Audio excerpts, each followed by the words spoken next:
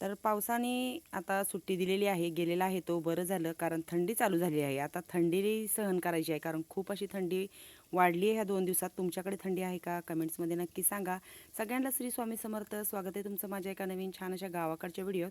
आणि अशा शेंगा भाजलेल्या कोणाकोणाला आवडतात तेही सांगा. ह्या वाळलेल्या शेंगा आहेत आमच्या रानातल्या. आता लावायचा आहे दुसरा भुईमुग, आता नवीन लावायचा आहे. आणि आज बनवलेला आहे मस्त गावाकडचा स्पेशल असा डाळ कांदा. तूर डाळ काय केलेली, भिजत घातली होती आधी. कांदा थोडासा जास्त घातलेला आहे, मोठा कांदा 2 चिरून. घरच्या जो येसूर आहे त्याचा हा स्पेशल डाळ कांदा आहे. थोडा सरबरीत बनवला आहे, पूर्ण काही सुक्का बनवलेला नाही आहे. आणि दुपारचा भात शिल्लक आहे, तो आता मी काय करणार आहे, चुलीवरती गरम करायला ठेवणार आहे. आणि सगळे असे बसलेले आहेत जेवण करायला. तर कसा वाटला आजचा जेवणाचा बेत? चुलीवरचा डाळ कांदा, भाकरी, भाजलेल्या शेंगा आणि मस्त दूध.